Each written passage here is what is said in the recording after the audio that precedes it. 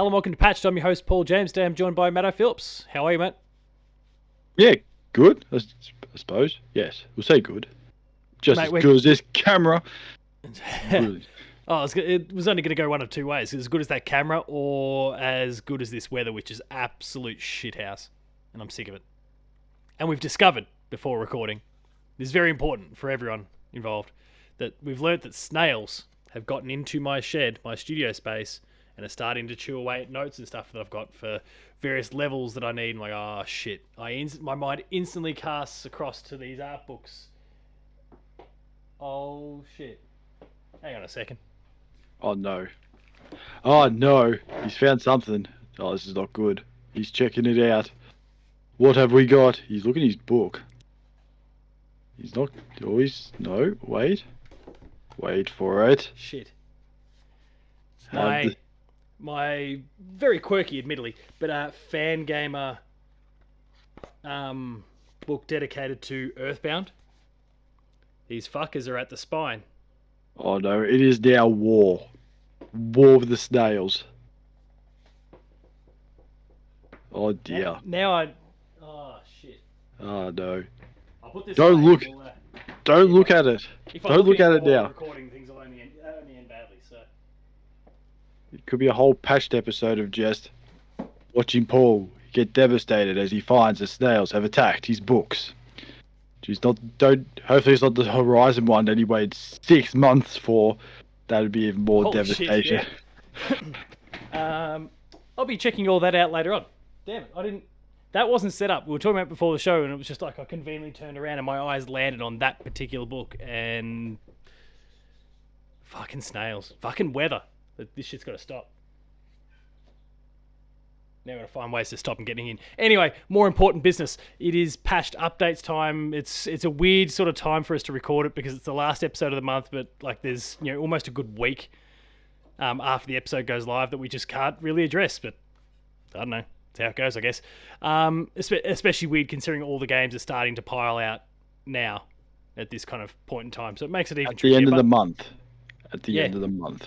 So we'll make the best of it we can. It might be a shorter episode. I don't know. We'll see what happens.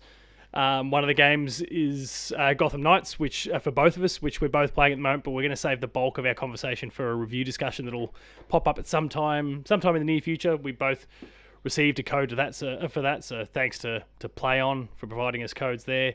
But yeah, I'll kick it over to you to get things going. What have you been playing in the last month outside of Batman or Gotham Knights?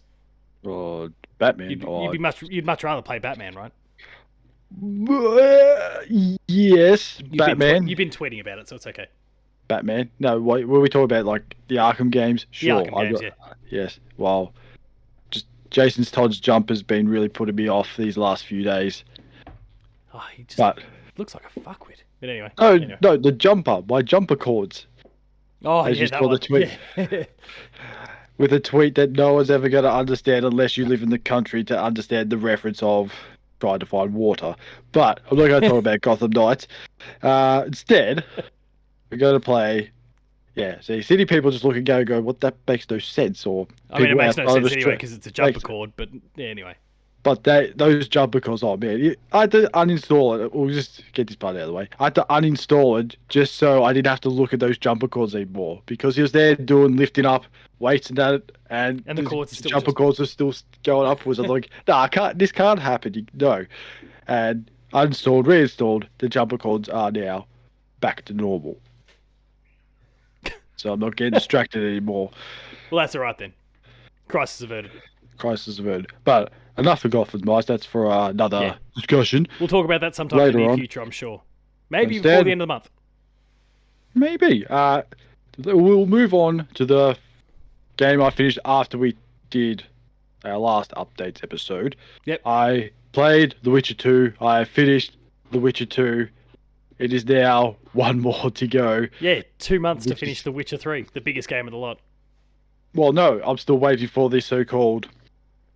Oh, the next gen one. Optimized, or we call it optimized, whatever you want to call it. The next gen edition, which is in December somewhere. Who knows? Presumably, yeah. And let's just be honest now, that's just going to be that New Year's resolution. I don't think it's going to get done. not depending on when it gets released. If it's like December 1st, there's a slight chance. December 15th, dreaming. Yeah, I mean, if I you need just those 15 mainlined it, days. it's like a 50-hour game. Yeah, If but I you want all the mainline it, Gwent. I so. want all the Gwent cards though. Exactly. That's You the can't. hardest part. You can't just power through the game. It's not how The Witcher 3 should be played. Agreed. But if you want to, hit your New Year's resolution, then that's about your only way, really. But then it just doesn't feel satisfying. Then if I just do it like that, it's just going to be not fun. I'm going to miss out on the frying pan and all the other good stuff. Follow a goat. I mean, it's quality. It's quality stuff. Those side missions, you just don't know what you're missing out on. Yeah, I'd agree. Now I'm just And looking for snails everywhere. Sorry, everyone. snails. He's on snail watch. Oh dear. I'll sleep here with my shotgun. It's just You damn kid, snails. Bang. get off my lawn. Yeah, Get off my books. Get off my books. Like, are you sure they're snails and not disguised as slugs? Just wearing a shell. Oh no. I mean, All right, let's just wade back into it. Every time I come in here of a night time, I see so many snails, and I'm trying to dodge them on the way through because I don't want to be a heartless killer. Well, now you've started a war. It's on. My boot is going through your shell. It's going to smash you into a million pieces. Sorry, Peter. Do Peter even care about snails? I mean, it's not in a video. Battles, right?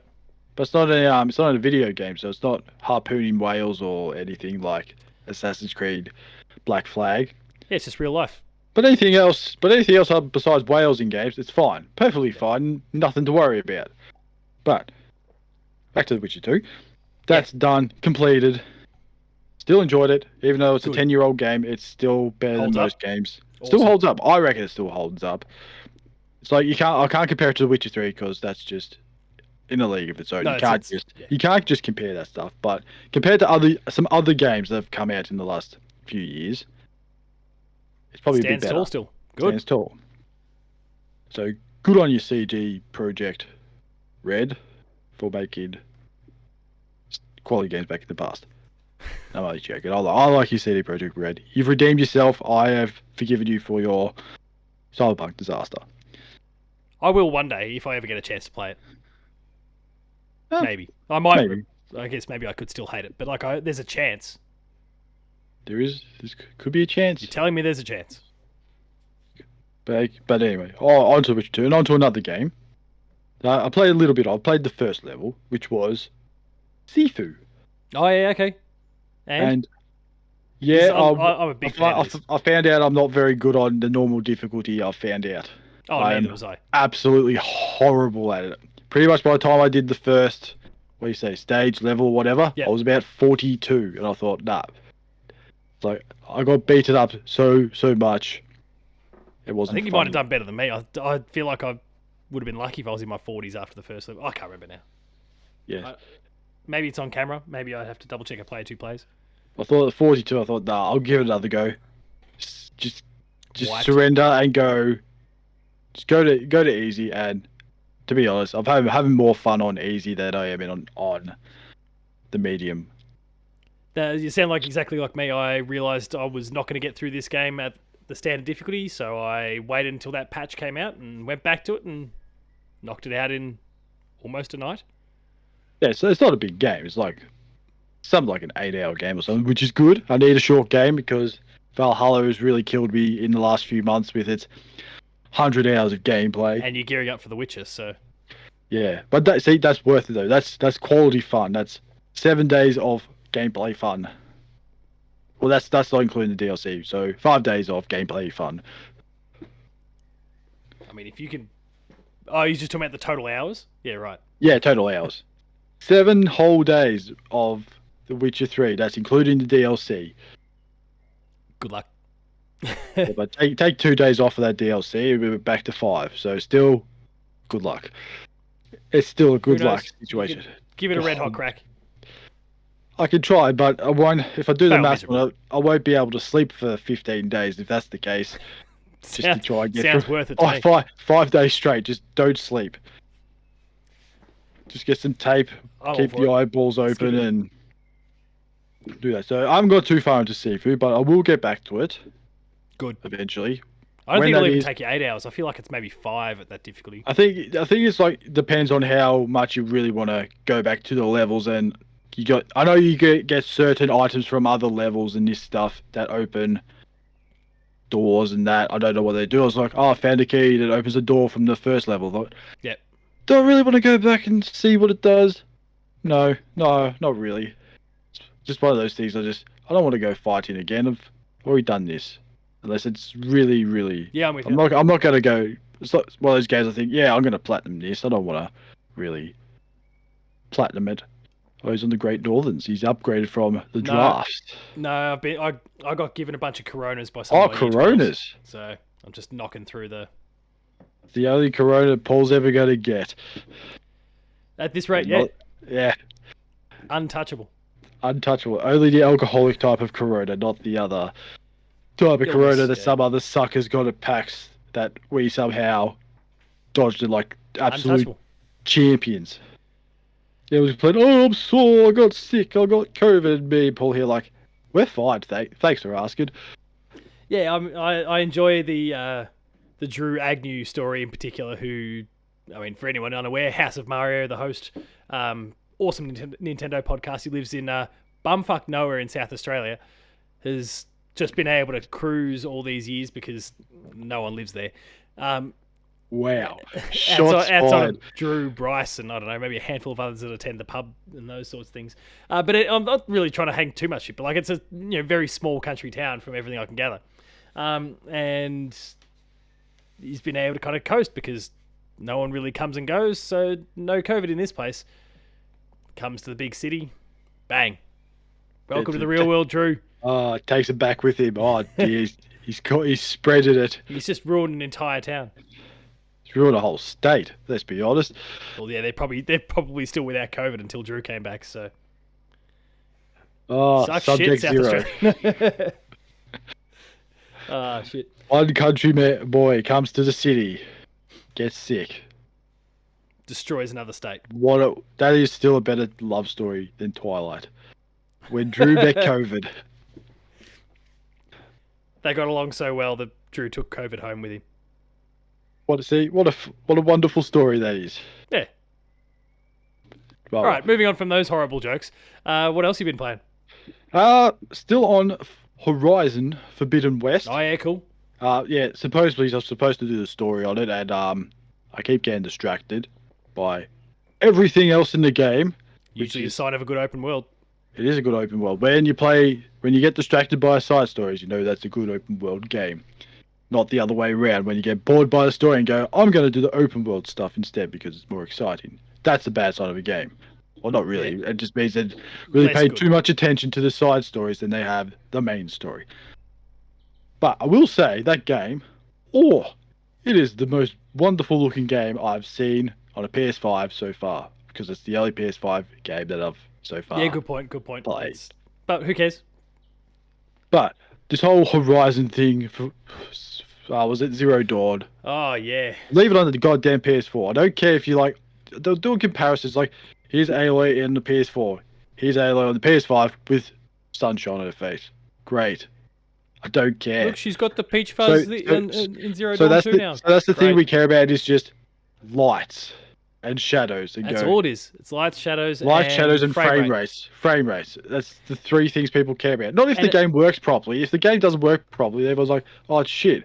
But hey, does it still work in 60 frames a second? Yes. Well, what are you complaining about then? You got your 60 frames a second, so shut your face. As we've learned recently, some developers still don't care about frame rate, apparently. With Gotham Knights running at 30 on console. Well, actually, it sounds like it runs more like a solid 23 on console from time to time. And A Plague Tale, Requiem, also 30 FPS. So no one complains about that. Everyone just complains about. They're complaining.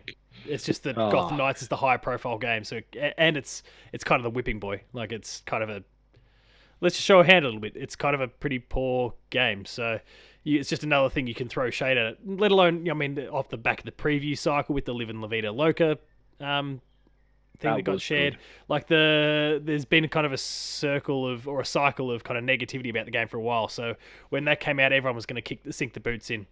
Less people have made the comments about a Plague Tale because I think the game's awesome from all reports, and certainly my I don't know 25 minutes that I spent with it for a player 2 plays is pretty I'm pretty happy with as well. But And then played the first one yet.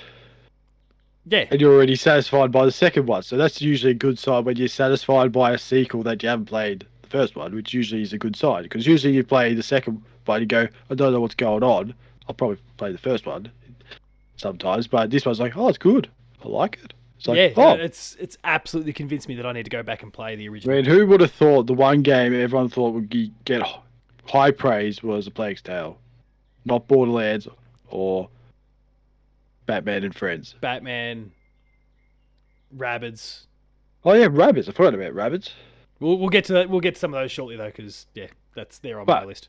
Then I thought I saved my game once, and then I saw I've been playing for 20 hours. I thought, oh geez, I probably should start playing, the story of it, and then even the story is actually pretty good. Not gonna lie, I was getting excited, but oh man, there's so many bow and arrows. I don't know which one to pick.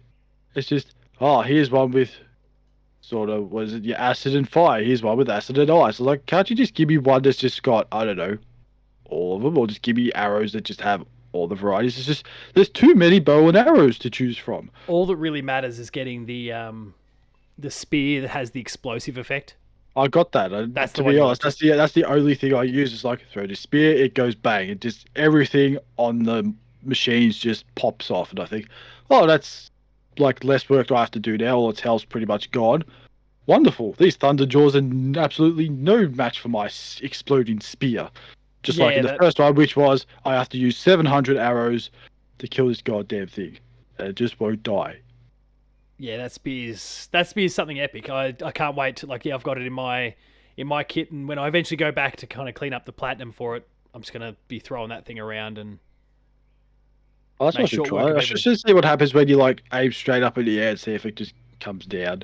Probably doesn't. No, it just disappears. It'll just disappear. They haven't designed those. Oblivion. Well, you never know. No, they might have. They might have. We never. Done a lot. I'm surprised no one's tried it yet, because that's usually the first thing I do with bow and arrows in games: is poke it up in the air and shoot it and see if it comes down. But I haven't tried it in Forbidden West. I don't know why I haven't. Well, we know as soon as we're done recording our second thing that we're recording tonight.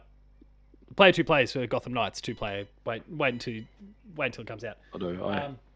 Oh no, there's a snail warning coming in, or a baby monitor. But yeah.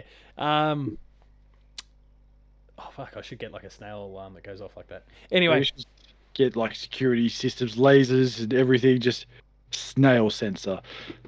Don't worry about your cockroaches or rats or anything, because they're not all they've got to chew anything. It's just those goddamn snails. Yeah, no, the snails are gonna go. But once we're done with the Gotham Knights Player 2 plays, it's gonna be Horizon and shooting up at the sky. Shooting up in the sky. Look forward to hearing your report next month. See how it all works, and then I saw. You know what? I'm just gonna have a bit of a rest from Horizon Forbidden West and or giant play open worlds. Yeah, to another game which I've got to finish first.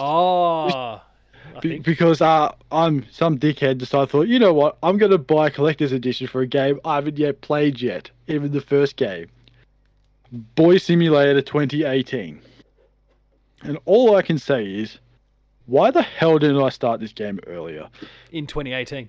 In 2018. That's where I got it. Never played it. I thought, you know what? I'll get to it after I play every other game that I have for some stupid reason. And half the games I play are boring or rubbish. But oh man, it is. It's good. Not gonna lie. It's good. It's really good. It's just when you sort of get to the whole story, it's like, oh, here's 9 realms. Well, I was going to say realms for a second. I was like, yeah, of course I should. I should know all this. I've watched the Thor movies. See, not exactly the same, but it's sort of same philosophy. Yeah. I was like, wow. And then you open up a door, and there's this big world, and you're just like, oh, that's amazing. Well, don't stress. You can't go to all the realms, so. Oh, well. I'm not too stressed by that. I was one of those things I was just... Oh, that's okay. Because I was looking at it going, 9 realms is kind of a lot, but it's also the question of how big or how long does it take to do a realm. That much. Bare minimum. Most of them are pretty small. There's Alfheim, I think, that you go to That's at the one first stage. one. I think that's the first one.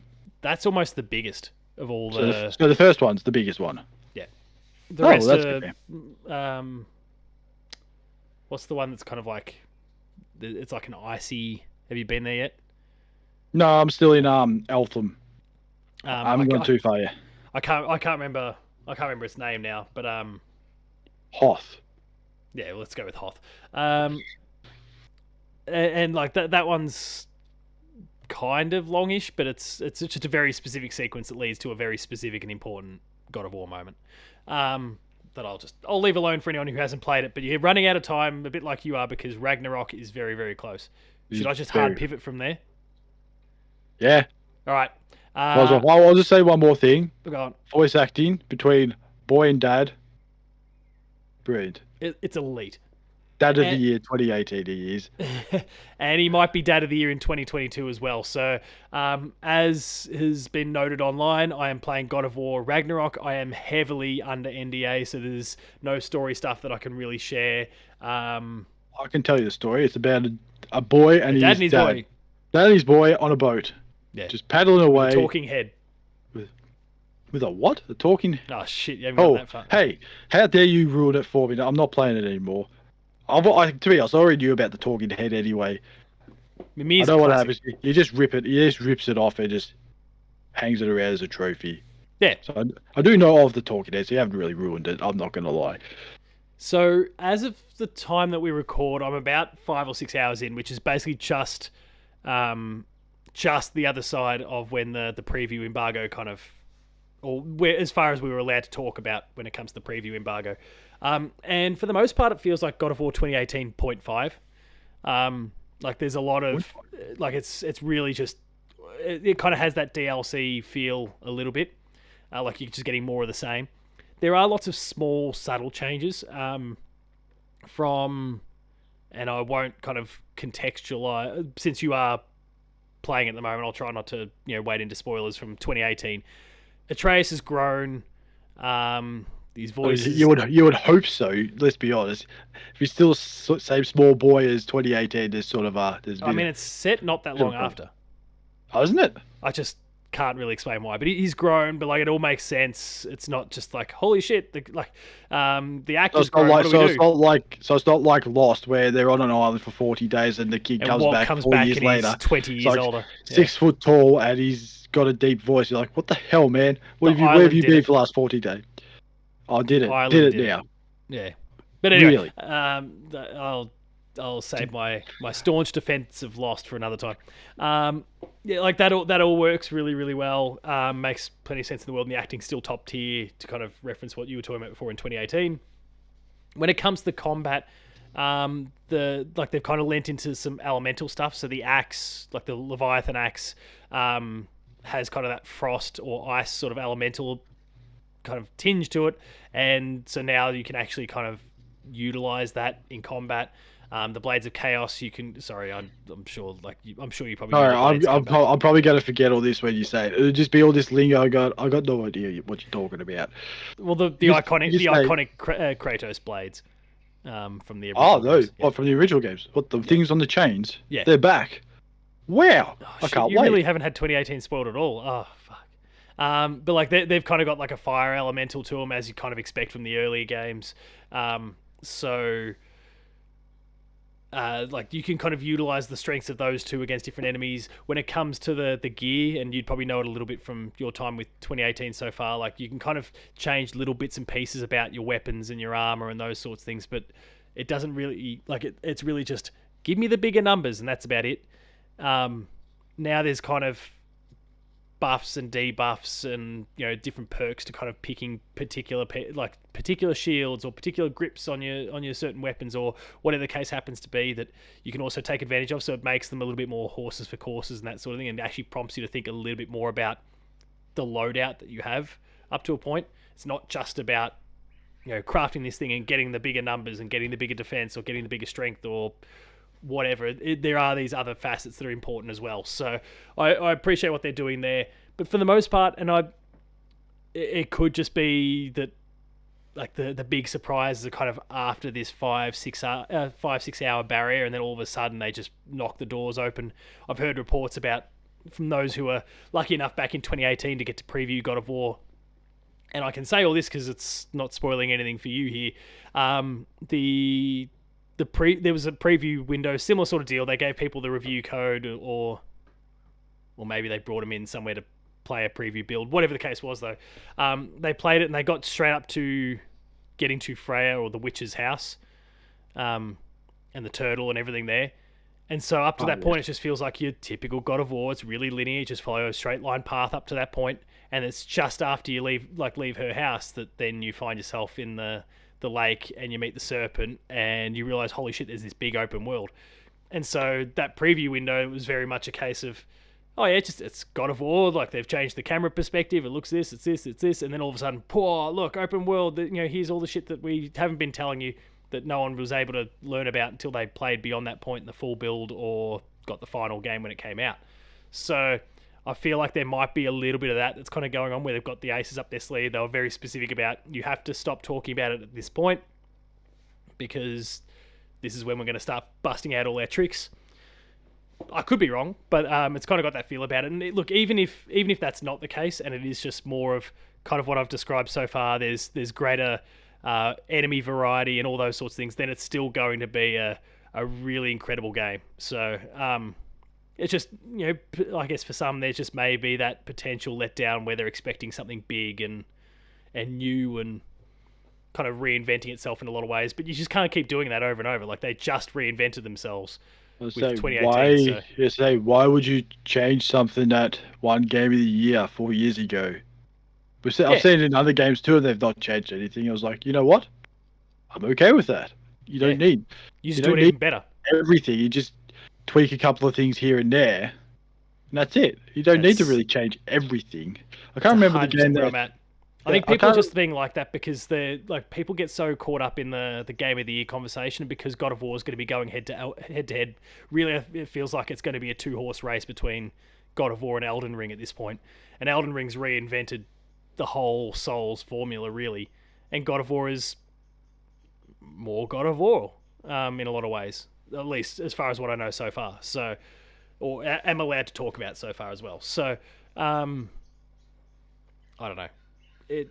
I think there's a little bit of that whole, especially the Sony pony thing going, well, we need it to do something new so that it, we've got something to go, no, look, it's definitely the best game of the year. You can't just crack it and call it more of the same because it did this and this and this. We want, I think there's a little bit of that fueling the whole thing too. Just, Jim, all you need is a good story, okay? Just relax. If you knew what video games were, Jim, and if you knew how to hold a goddamn controller, Jim, I mean, that still gives me nightmares, that picture. So you're still holding it better than him. He's just holding it like it's a newborn baby. He doesn't know what to do with it. He's like, what do I do with it? Yeah, like that. That's exactly that. It's like, what do I do with this thing? With all the controllers, I busted out a PS3 controller there. But anyway. Well, that's probably... good times. Jim, this is a PS3 controller. There was fantastic games on this console. It's going to be slightly out of shot for people. It's a good console of games that we can't play, Jim, because of your stupid thing that you can't figure out how to get PS3 games and make them work. Or even, instead of remaking games that were available on the PS4, how about you remake some games that are stranded on this, like Resistance or Infamous? You dumb fuck. Anyway, Ragnarok's really good.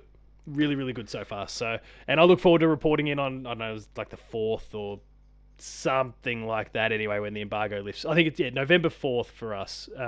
It's on a Friday? It's a Friday, yeah. So, stay tuned for the full report then. Outside of that, it's kind of been like bits and pieces. I mean, even God of War has kind of been bits and pieces of a lot of games at the moment. I kind of found myself... I wasn't expecting God of War to come in quite as soon as it did, so I took on the Gotham Knights review. You and I have got the codes for that each. But it's kind of meant that Gotham Knights has fallen on the sword very quickly, but now I've realised, oh shit, like I've got this embargo for God of War done. I think I need to hard pivot back to Gotham Knights, try and get that one done so I can do the review.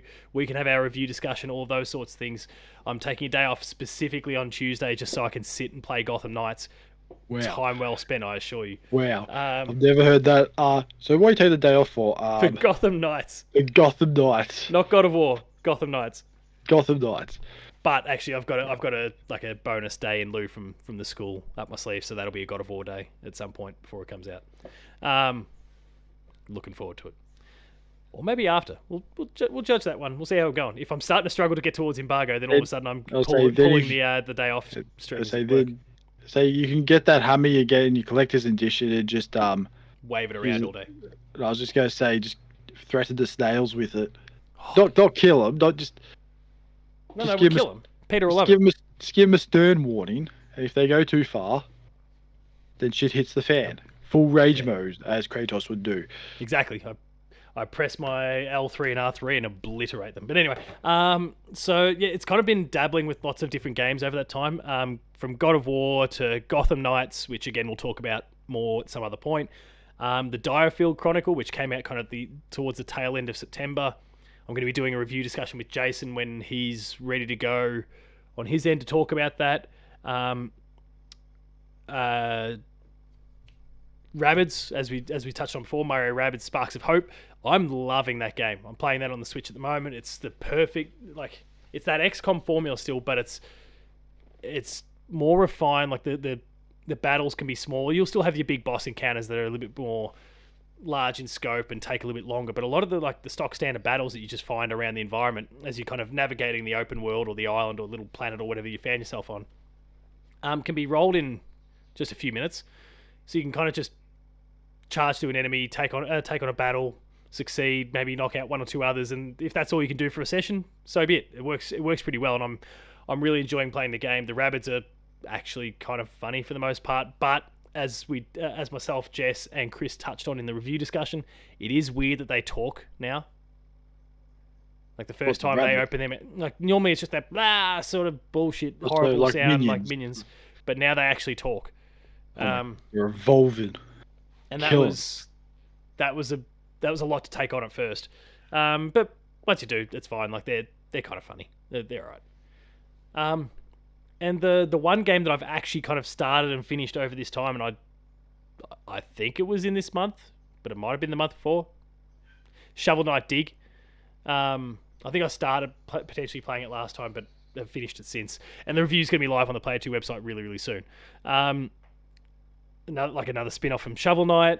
It's kind of adopting that SteamWorld Dig sort of model, kind of digging down, but it's a bit more roguelike or roguelite about it. There's basically 4 levels you got to progress through to get to the final boss, and if you do that, you're good. And I've really, really enjoyed it. And I guess similarly to what you were talking, and I managed to avoid it in my successful playthrough, but I've kind of dabbled with it since as I'm just trying to explore and learn a bit more about the game. A bit like what we were talking about before with Sifu, with a lot of the accessibility stuff and like the difficulty scales and all those sort of things. They have more or less customized everything in terms of the accessibility space, and you can just make that game as easy or as hard as you want it to be and toggle all the sliders in the right ways, wrong ways, have them going in opposite directions to tailor it to the exact way that you want to. So since finishing the game, I just dropped the game down to pulled it down to easiest, and I just use it as an opportunity to kind of explore, learn the mechanics, see what I can unlock, all that sort of, try and do things that time would stop me from doing when I'm having to play a normal run, because there's kind of the looming threat of the kind of the insta kill state coming. So without spoiling for people what that is, so yeah, it's all pretty cool. It's definitely a game worth picking up. At the moment, it's on Switch, I think PC through Steam and iOS. I think it's an Apple Arcade game, I think, at the moment, but it'll come to PlayStation and Xbox soon enough, I'm sure. So it's a lot of fun. Definitely well worth picking up. But yeah, I'm kind of in a weird spot at the moment simply because there's lots of games that I've started and none outside of Shovel Knight Dig that I've really finished. So that's my month. What do you see yourself playing over the next little bit outside of some of the things that we've obviously already discussed? Well, probably the 3 main games. Boy Simulator. Yep. Ray Tracing Light Forbidden West. Pointy Jumper Cord Simulator, which is Gotham Knights. and probably more Sifu. So I don't think there's anything new. I Could be don't more think of the there's same. anything coming out. I could try and do Saints Row, but I'm going to give that a year till they actually fix the damn game. Yep. Whenever that is, probably never. And Not going maybe to go jumping on Bayonetta 3 or Call of Duty Modern Warfare 2. God, What no. else is coming out in I don't October? care. I've Pokemon. seen the Pokemon. Sorry, not Pokemon. November is Pokemon, I should say. I mean, I will give credit to the visual looks of Modern Warfare 2, because I thought when they first showed that was actually Amsterdam. It wasn't. It was actually the game. Video game, yeah. The video game. So I thought, oh yeah, that's impressive. That's still not going to convince me to play that. I want to play the campaign. I haven't played a Modern Warfare Call of Duty game since the old Modern Warfare 2. Whew. And I did try to play the other Modern Warfare game, but it kept the 2019 one. Yeah, it kept asking for updates, and then it didn't want to update. And then and for some reason, I thought, you know what, you don't want to play the campaign, you want to play Warzone instead. Like, no, I want to play the actual campaign. I don't care about Warzone. It's like, hey, but you got to sign up and so you can do all this stuff. Like, I don't want to sign off for your stupid Activision thing. And then I gave up and thought, nah, it's too much effort. Thought all I want to do is play the game, not sign up to the silly Call of Duty newsletter or whatever you call it. Like, yeah, everything that tells you like, oh, you got to sign up before you can play the game. Like, no thanks. There's a hard pass for me. Yeah, it's fair. I'll definitely get there at some point. The campaign specifically, but actually, there's another game I should say. Boy Simulator 2022 as well, because I've got to do. Well, I might do an unboxing. You do the unboxing of your one. I'll do the unboxing of my one. And go, look, 90% of it's the same. But here you go. Here's a couple extra things in my one. But then Paul goes, but wait, there's more. Oh, what's this? A map? Ah, fucking snail. Get off it. Goddamn snail. Punch it like a treasure chest. Yeah. Yeah, like Kratos to a treasure chest. It's pretty awesome. Wrecks that shit. All right. Yeah, for myself, it really, for the most part, it's the games that I've already been talking about, but I am into Pokemon Scarlet and Violet. I was sent a preview build for Tactics Ogre Reborn. There we go. Yeah, it's like Shrek? the old. I mean, it's the old like Final Fantasy Tactics style experience. Oh, right. All I think about is Shrek and his swamp. Yeah. Oh, yeah. I saw it. Actually, I'll save it for later. There was a great comparison between Shrek and House of the Dragon, and how they're basically the same thing. But anyway, we'll deal with that another time. But yeah, that's about it really. I think it's mostly just kind of cleaning up a lot of the games that are on the docket. I will play Pokemon when that comes out, and then we'll just see what happens from there. I think mostly it's trying to wade through all this stuff that's now come out in like the space of 7 days in October. So we'll see how we go. And on that note, we'll wrap things up there. That's another episode of Patched. If you enjoyed it, please be sure to like, share, and subscribe. All the buttons are down below. Hit the notification bell. That way you're alerted to every new video the moment it goes live on the channel. That includes Patched, Player 2 Plays, Gamer School, and a whole bunch more. Awesome stuff there. Please subscribe and go and check it out. Visit the website, player2.net.au, for reviews, previews, opinion pieces, news, features, links to the podcast series Patched, the Player 2 Pixelcast, and Dev Diary. We're on Patreon, patreon.com/player2au, kicking a few bucks. Lower tiers, early access. Higher tiers, monthly episode exclusives. And finally, there's Twitter. Matto? Matto_Phil. Paul James Games for me. The website is player2au. And until next week, actually finish some games at your start. We'll see you later. Dun, dun, dun. Dun, dun.